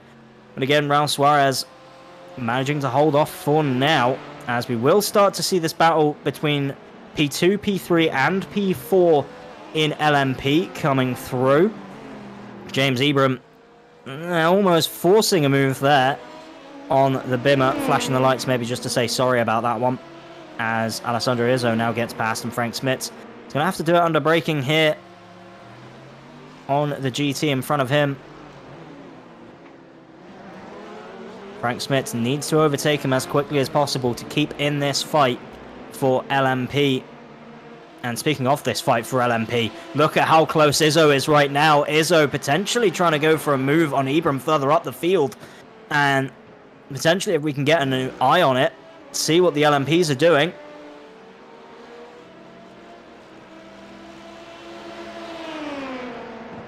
As there is a battle further down in LMP between 5th and 6th. We will quickly browse through. And, ooh, a little bit of contact as well. So not only does Dylan van der Lands make the move, he also gives him a little bit of a love tap on the way past. Wessel Bekema also now trying to make the move, but this is the battle that everyone is certainly going to be watching for at the moment. Ibram and Izzo. Ibram doing an amazing job so far to keep himself in P2, up 2 positions off the start, and just putting his car where he needs to avoid any overtaker chances from Izzo. Okay. That's Frank Smits. So I have just received a list of penalties from Race Control. Obviously, we haven't had anything shown on the screen. Got a couple of different guys in the stewarding box today, so they're not quite set up with the system that we usually use. However, I can read this list. It's not too long, but if there is any action going on that I'm talking over, please interrupt me. Okay, so car number 88 has had 2 warnings. Who's 88? Bernardi. That's interesting. Alessio Bernardi in GT3. The first warning was for incident with car number 83. Which would have been Tim Perry. And the second one was for a warning with car number 218. 218 was Glamsetter. Next one is we've got a post-race penalty for car number 94, which is Hakon Grebstad. That'll be the where he spun it. Yeah. Yeah, and the 2 cars ran into behind him. There is another post-race penalty for car number 10, I think. Yep, 10. Where's car number 10? Is there a car number 10? No, I can't see a 10. Actually, yes I can. Victor Roman, currently P15 in GT3. He's got a 10-second penalty for an unsafe rejoin. Right. 10-second penalty. And then there is a post-race penalty of 5 seconds for... they've written that one out incorrectly, so I'm just going to ask about that one. We'll have to wait and see who that is for later on. But in terms of your battle for P2 in LMP2, you're looking at Ibram and Izzo, and currently Ibram is getting the most amount of action in the... currently getting the most amount of action in P2. James Ibram doing very well. Izzo not really able to respond, if I'm being completely honest. Has gotten close a few times, but never really been able to make a move. So it'll be interesting to see what comes of that. As in LMP2, further down the order as well, I believe, Wessel Bekema is in a fight potentially with Van den Heuvel or with Neil Ferrier. Trying to find them on track. It's with Neil. So Wessel Bekema and Neil currently battling on track together, going into the... I believe they're going to be going through... Oh, I'm really bad with the corner names around Sebring. One thing that I will always be bad at is corner names on circuits. Can never remember them. But within 3 corners time, they'll be going into Sunset. So that gives you a rough idea on where they are on track right now. They're just on the straight before Sunset. So that battle's still raging on as they try and go through the GTs. As the 5-second penalty was for car number 34. Who is Rick Jansen in P13 of the GTs. So I believe that covers it all. Okay, so that 5-second penalty that we didn't know for a moment there is a 5-second penalty for car number 34. Yep. And that was... Just read that. Yeah, sorry. Oh, okay. I didn't realise you were also in the... Oh, right, you put it in the Discord, that's why I didn't see it. And I was concentrating on looking at things. All good. Oh, very interesting moment there from... Who is this? I believe this is Neil Ferrier. Neil currently has to be defensive versus Vessel, and Vessel does get past. Neil now having to actually go defensive from, I believe Roberto is the car behind him, but hopefully those two can make it away from them as quickly as possible. Not the fastest run out the corner from Bekema, but Ferrier doing a great job on attacking that position. He needs to try and find his way past safely. Both drivers incredibly close, trying to stick it up probably where it doesn't belong, but again, no contact yet, and it is incredibly close racing here for LMP2, and switchbacks galore seems to be the order of the day, as Neil Ferrier and Vessel Bekema are absolutely hammer and tongs against each other. Almost a spin there from Vessel as he's pushing so hard to try and catch Neil. They've got to be careful here into Sunset Bend as they try and overtake the GT. Need to be careful on the bump on the inside, as always. There you go. You see the cars bouncing around on the inside, probably sliding the rear end out too. Very close to the wall is Vessel Bekema as going into turn one. Look at how committed these drivers are into turn one. Look for the cone on the top of the fence, by the way. That is your apex. Very helpful for these drivers, as they can actually see that rather than the wall that sometimes they can't. The drift that Neil had going on there was intense. It is definitely intense. That is certainly something. And you know, that's again another mistake from Neil. Vessel flashing the lights, and I'm not entirely sure why. I'm not sure if Vessel was potentially annoyed by the fact that Neil sort of just rejoined right in front of him, but in fairness, he had the right to do so. It was just maybe done in a slightly wrong fashion. It was not really giving him any racing room. But again, Vessel, be careful on the curbs.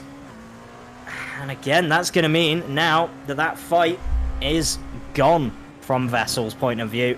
Unfortunately, Neil now has a little bit of breathing room, and Vessel now has to worry about Roberto behind him. As Glancer in the pits early. Can he? He can make it to the end. He's going to leave on the 40-minute mark. And the first pit stops were on the 24-minute mark. So, full fuel. He can make it to the end, and that could be an absolutely genius pit strategy. Depends on how bad traffic is. Yes, it does, absolutely, but that's smart. He's trying an epic undercut. And it is going to be an epic undercut, because the guy up the road is 18 seconds away. 19, practically. So that is still a pit stop away. Yep. And that is the Lamborghini of Simeone. Past that, what is the gap between Simeone and the next car up? It's only 0.2, actually, so potentially he's using it to try and get past this group here. Yeah, because Simone and Rick, they're both going to be slowing each other down if they're fighting as well. Yeah. So, obviously, I don't think Christian necessarily would have known that, but if he's got any help with him or a spotter, then he absolutely would have been told to pit then, I think. So, I think that was a really, really good time to pit. Yeah, I mean, it'll be interesting to see what happens regarding the strategy, because you'd expect the top guys all to pit around the same sort of lap, right? They're all battling probably too much now for them to worry about not. As Lorenzo Castellani, by the way, almost into the 44s in race pace, which is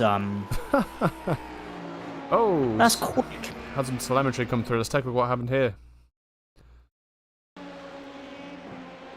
And this is Roberto in the LMP2 once again. About to go through Le Mans. Bit far on the And curb. again onto the curb. The curb just unsettled the car. Kept out the fence though by millimeters. Yeah. Yeah. Very nice save at least. As Simeone, we come back to him and he is in the pits. Yeah, Which is already a jump for Glamsetter. Yeah, so Christian has just got to take Rick Jansen now. Now, bold statement. Do you think it's going to matter? This was the guy who I was going to talk about, Niels Uleman. And so he's just had an issue. it's going to be interesting. Spin through the hairpin. A bad issue because it's dropping his time quickly now. So that's the second time he's done that. It is, and he is only 20 seconds ahead of Christian now, which means that his pit stop will drop Christian in front of him. So that's Glamsetter right in front of him.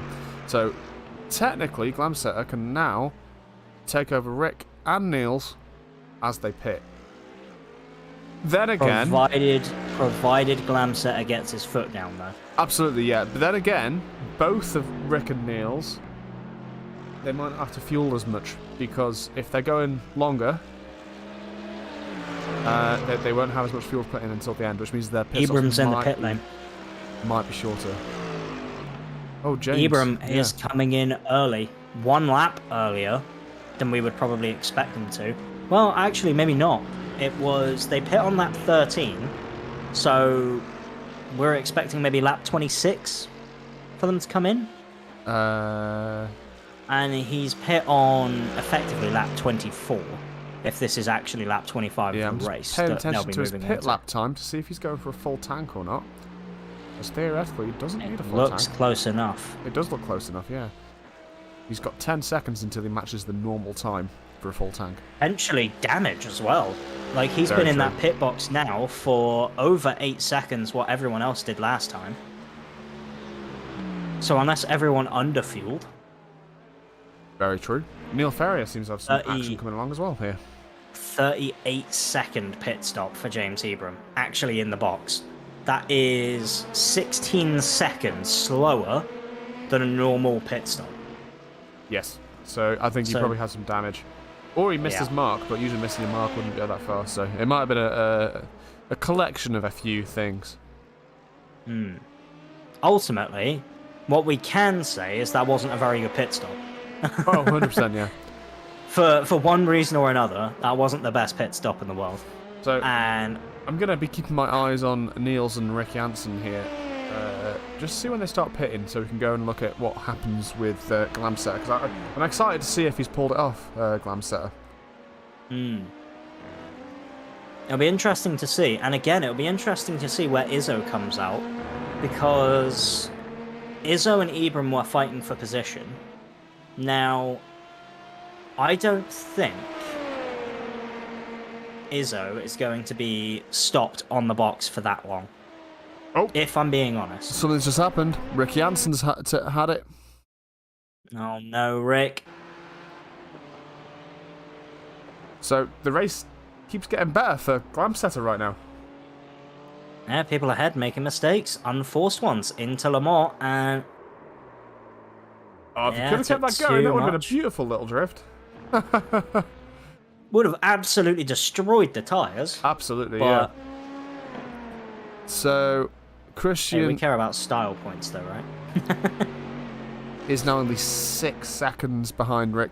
And now he's going to go for the overtake there. Oh, James! Oh, wow. No flag. He didn't do anything. I think he was flashing more to let the car know that he was there. Oh, man. I do find it quite amusing that you can protest people for flashing too much now. Oh, really? Yeah, in iRacing, you can get protested, and iRacing will come along and warn you. Well, they clearly haven't watched a real-life World Endurance Championship race. Yeah. All So I'm going to say about that one. Christian overtook Simone. He's now heading And for Rick. Lars Van Rijn, who is yet to pit. No, Lars Van Rijn has now pitted. We're waiting for Niels and who's that? Yeah, Niels, Zhao, and Sean all to pit to see where Christian now comes out. So obviously, I think he's going to get ahead of Niels. Rick Jansen, by the way, in the pits for an awfully long time. Rick Jansen's still in the pits with a 46-second stop. That's huge! Yeah, that is huge. Very unfortunate. Kevin in the chat saying he just flashed them to let them know he needed a new set of underpants.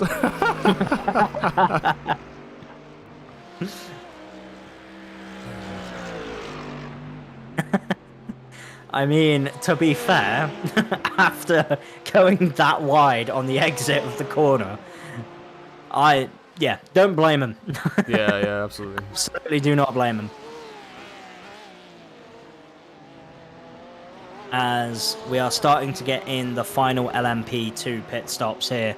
Lorenzo Castellani, Alessandro Izzo, Frank Smits, Dylan van der Lands, all having finished their final pit stops and coming out first, second, third, fourth, respectively. James Ibram is currently fifth on the road there. So James has dropped 2 positions back, because I believe he was...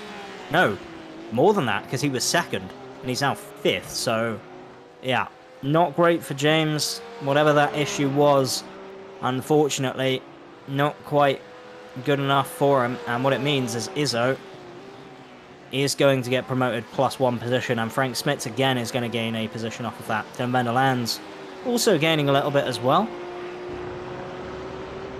In terms of what that actually means for the championship standings, Castellani and Izzo are going to remain where they are, P1 and P2, and again it's still going to go down to the final race.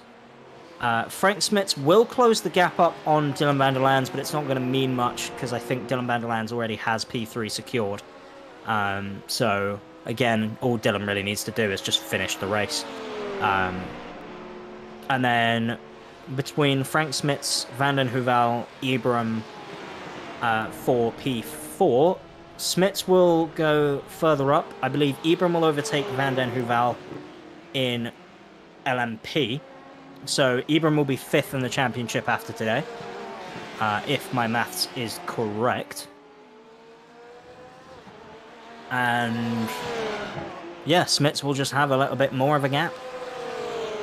As I say, still all to play for in the final round of the championship, though. I want to say that Smits and Ibram will have an over a 100-point deficit between each other. So realistically, the only way that Smits can lose P4 would be if he doesn't turn up for Silverstone, first of all, because then all James Ibram really needs to do is just finish, and he'll overtake Smits for P4.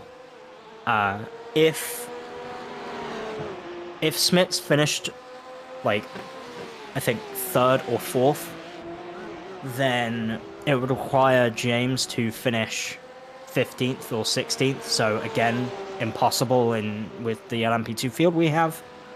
So, yeah, I think potentially it will be all over by today, realistically, for Smits finishing P4 in the championship. So, I said that potentially it would be fights all the way down to the final round of the championship, and yes, in P2 for the championship win between Castellani and Izzo, it still will be.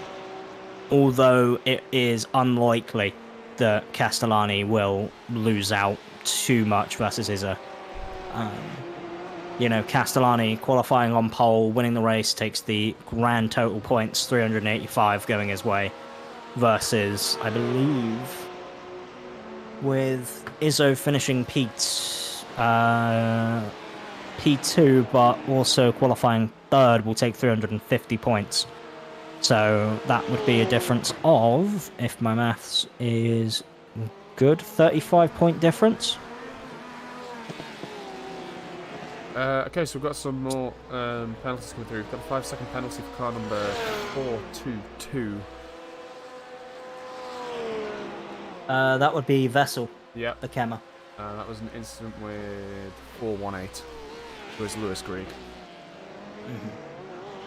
We've also got a warning for car number 55. Frank Smits. Yes.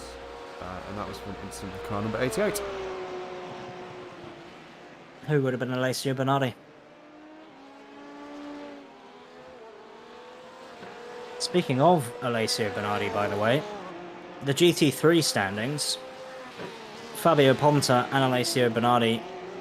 I said there was a chance that Ponta could overtake Bernardi in the championship, and by the looks of it, this is definitely going to help. If Luigi Nespolino can also overtake Alessio Bernardi here, then Ponta gains a bit more on Bernardi in the championship. So this battle for second currently in class actually means a lot for what's to come in GT3 and for the final round. If Luigi can overtake Alessio here, then the gap closes,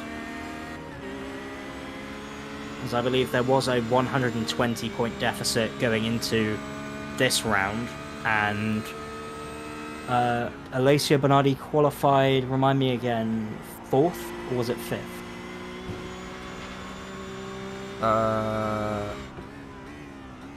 Fourth.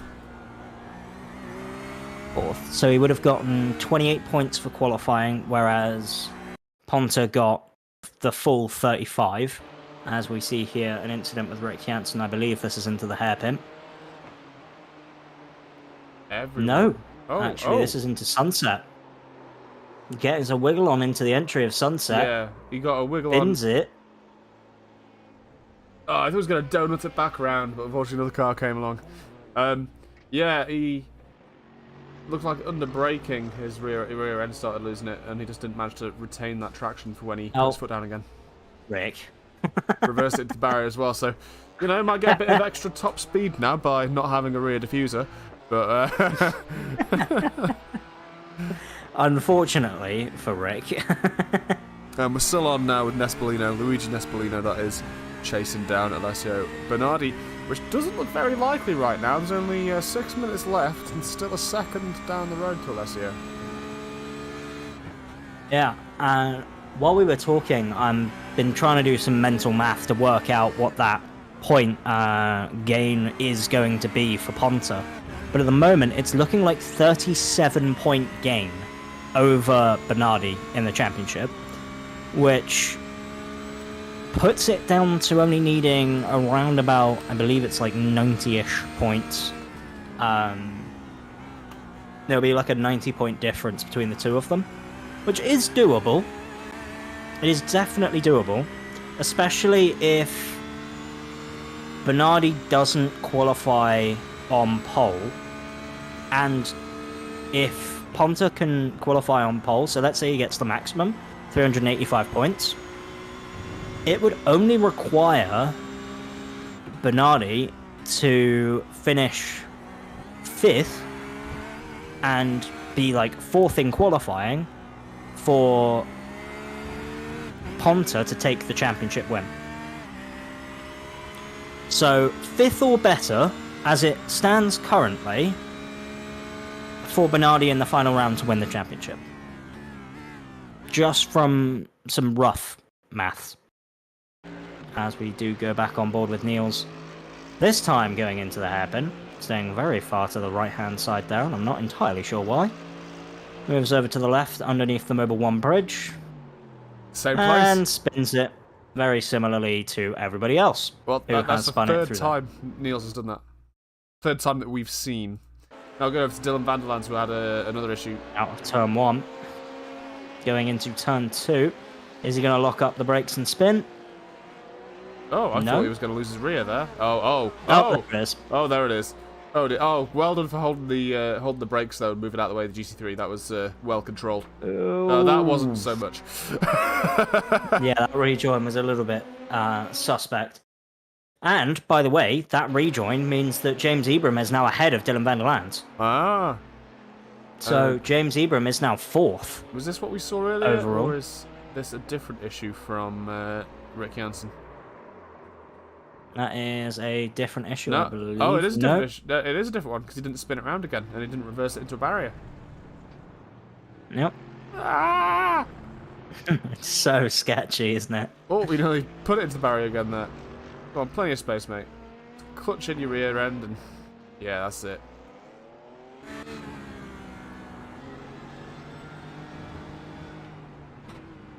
As we are winding down now in this race, Last 3 minutes. I believe that'll be 2 more laps. So they'll have 2 more race laps, because I believe they will be able to finish this one and get 2 more in. Eventually. For the LMPs at least. For the GTs, maybe not so much, as we have a battle here between Sean Gardner and Richard Zudovic. Richard trying to hold it as close as he can. I wonder if he's going to squeeze him into the wall into turn 1. I have noticed these drivers are being very respectful into turn 1, giving each other lots and lots and lots of space. Maybe not as much as I would potentially give, but, you know. I think that just goes to show who's in VR and who isn't. More than anything else. Yeah, VR massively helps. As a user myself, I could say, you know, the amount of spatial awareness you get is amazing. Yeah. Makes it easier for NASCAR as well, I would imagine. For the good old oval racing. Oh, looks like Nice. Lewis Grieg is out of the race. He just posted a picture in Discord with his optional repairs of being 39 minutes. And required repairs being pretty much 12. Yeah. So, yeah, pretty much an hour's worth of repairs. Yeah. That is the entire race. It's not so bad when you're doing 24 hours, but no, for a race this short, it's a bit annoying. Yeah. I think even in a 24-hour race, that would be pretty much you'd be thinking about race over at that point. Yeah. Oh, I'd imagine you lose so many laps. the man himself, Niels. Shall we place a prediction it's in the same place? Yeah, but this time it might be assisted. Oh dear. Oh dear. James Ebram Okay. goes we're up good, the we're good, inside. we're good. Absolutely Brake harder, fine. Niels. Ah! Oh, you braked And too again. hard. Niels. Oh, poor guy. He must be hating that corner. 4 times, Niels.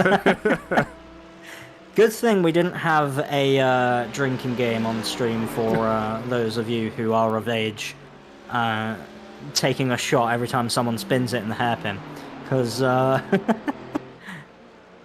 it wouldn't have ended very well, let's put it that way.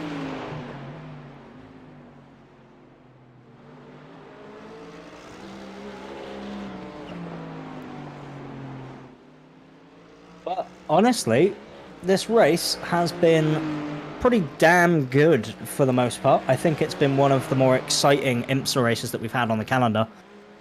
There has been action pretty much all the way through, as I thought there would be.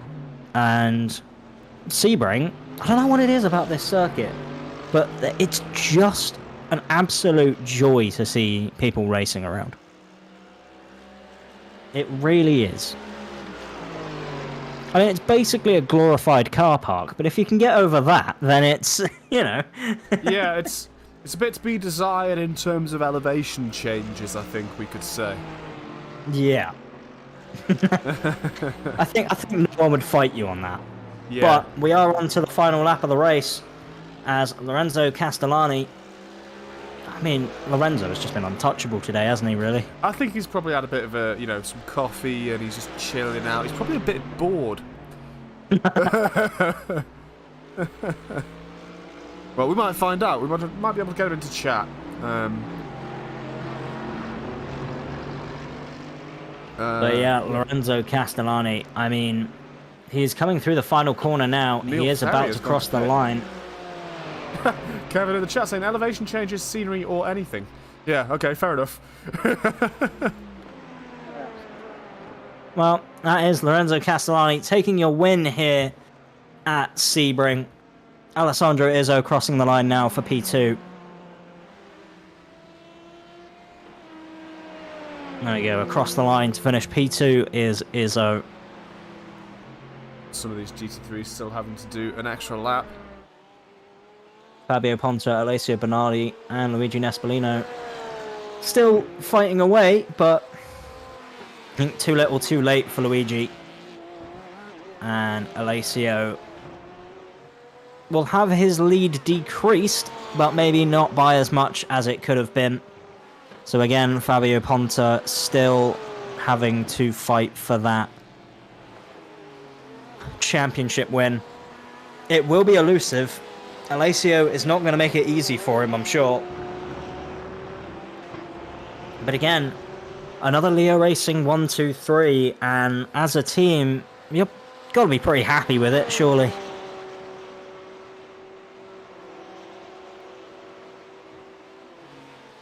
As indeed, they will come across the line. Fabio Ponta already crossing the line to finish in P1 and also set the fastest race lap right at the end as well.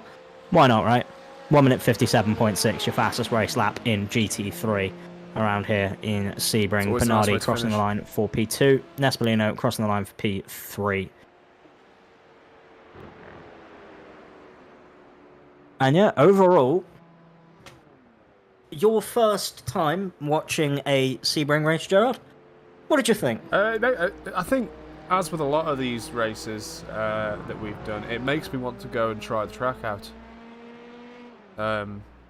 Like, I'm a very sort of visual learner, and seeing where some of these guys have been sort of breaking their turn-in points, it makes me want to go try it. And, you know, again, I don't know what I'll feel about the track, but to be honest, it doesn't look too bad. I mean, as you said, it is just a flat car park, but it looks quite fun in some places. Yeah, and I think if you can get over the need for an elevation change to make a track exciting, then you'll find that you'll love Sebring, because it is so challenging as a track, and it is a joy to drive for basically every car. I can't think of a single car that I don't enjoy racing around here, either in the full layout or the club layout. Both layouts are very, very fun. I don't think iRacing has the club layout, I think it just has this international layout, but even still, it's always cool to race around Sebring. Right, I'm going to try and grab some drivers to have a chat to. Any drivers listening, feel free to drop into that ready for interview room and we'll pick you out. I'll also drop the results on screen as well before I do that, so you're not staring at nothing. There you go.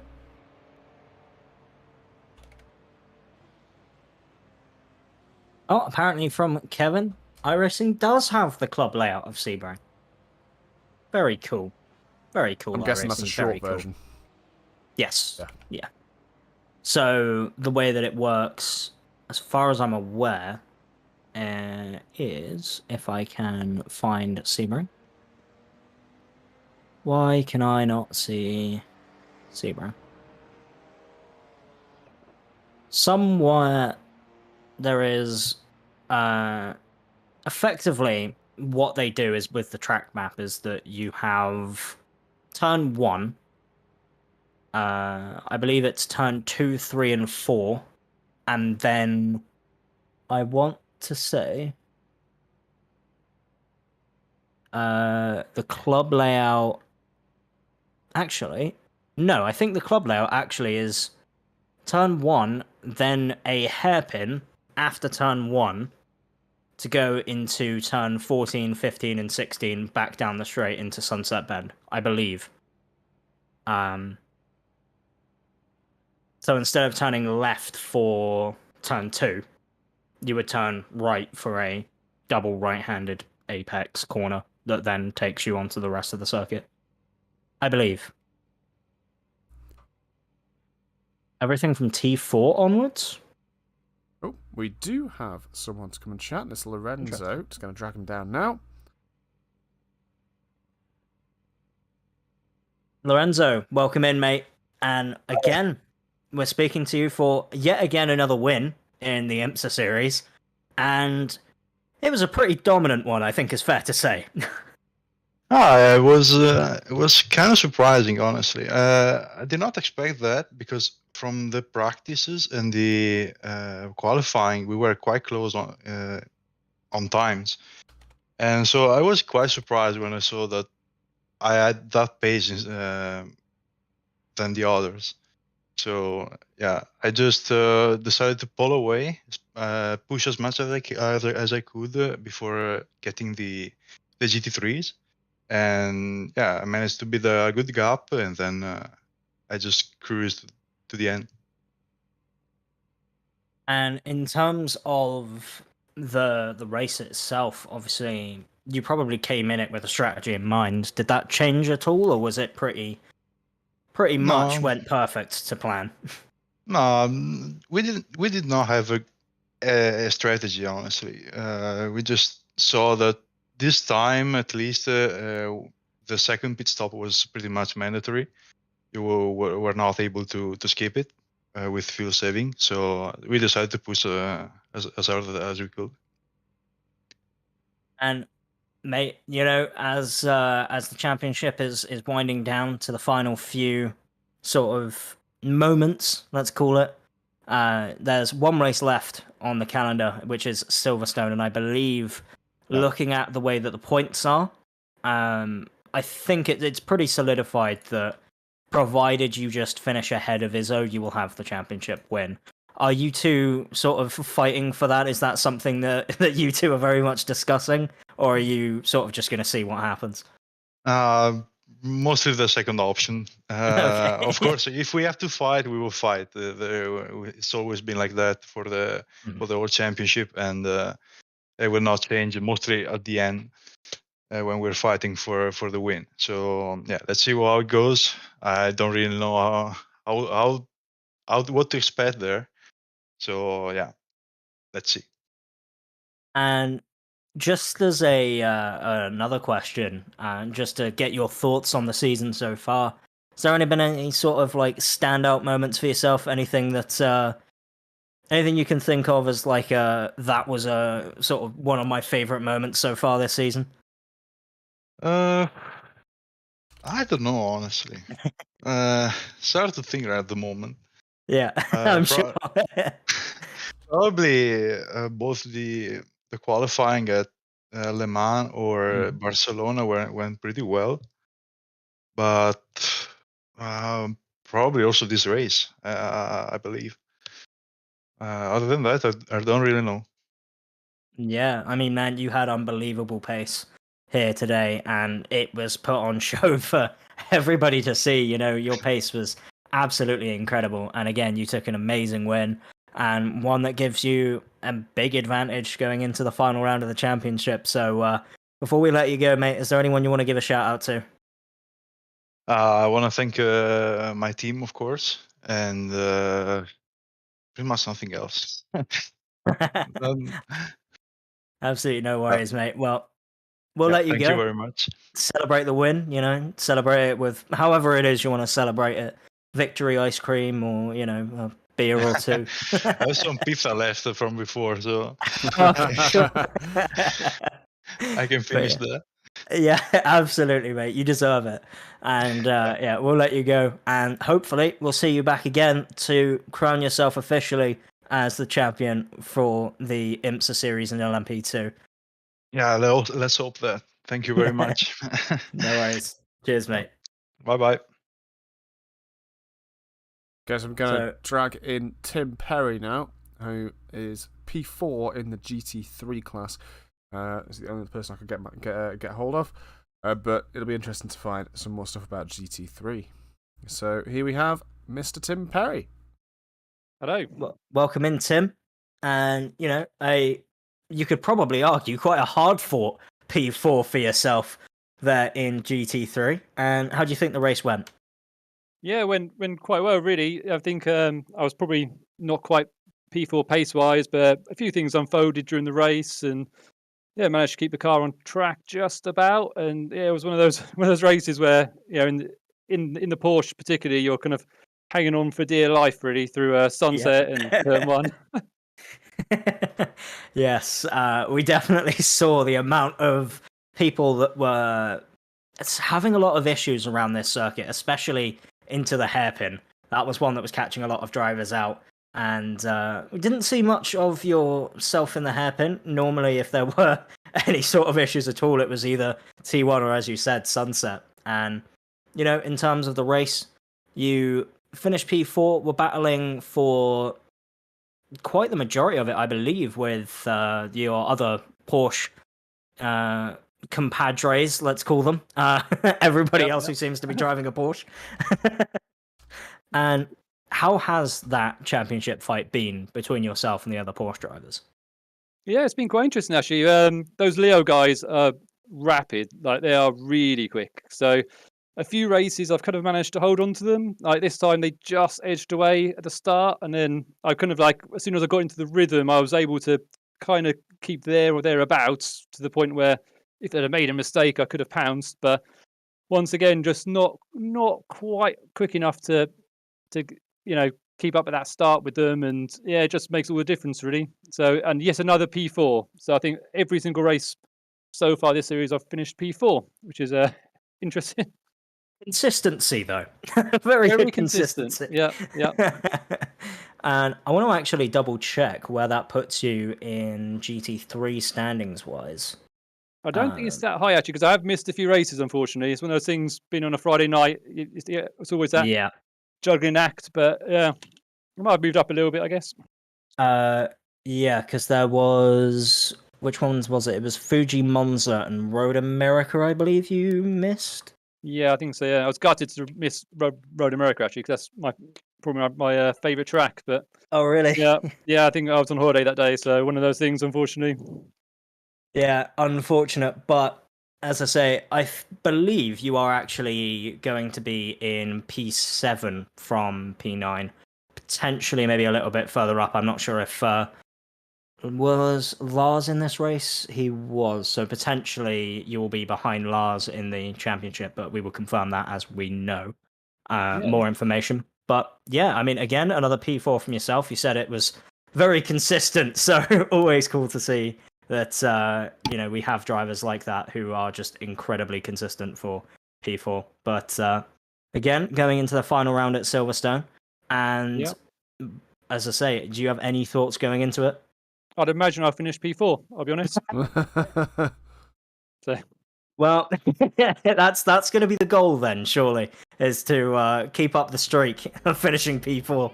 I've been desperate for a podium, but you know what? It's written in the gods. It's going to be P4. Maybe that'll be your car number for next season as well. The number 4. Good point. Yeah. Has to be done. Tim Number 4 Perry is going to be your nickname from now on.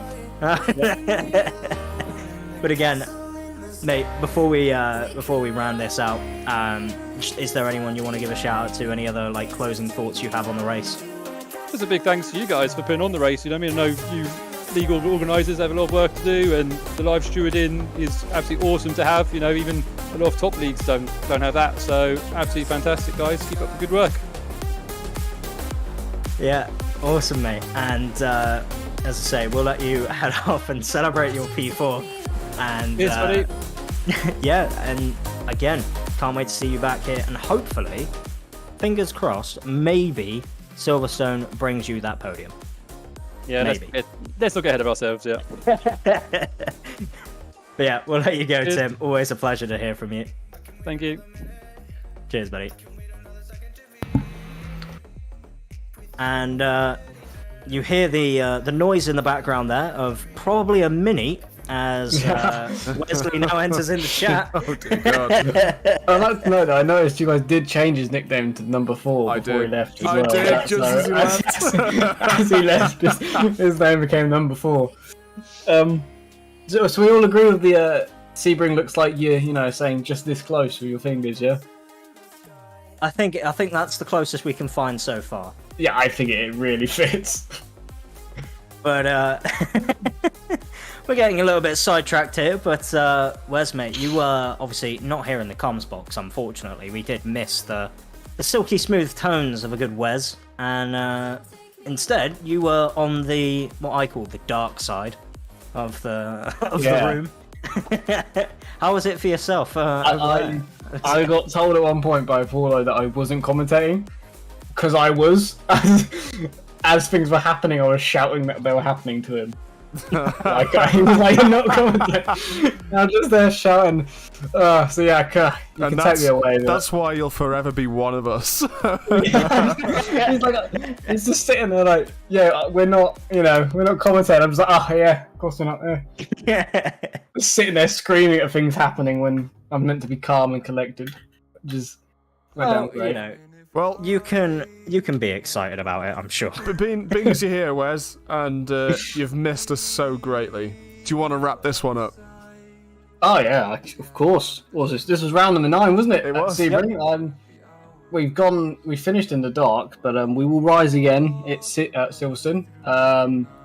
Fantastic circuit to end this amazing calendar, which has been quite a long and enduring one, but I think we're getting towards the end of knowing who's going to win and who's not, even though the point system is just math. Like, I'm not doing that next week. I'm not working it out. Next week, I'm not trying that. If I start the stream next week by saying, right, so we think this is how this could happen, stop me. Don't let me try and work it out. There's too many numbers. It's just a load. We'll find out at the end. But yeah. Please do join us next week for Silverstone. We will not be doing any maths. We will just be watching cars drive around.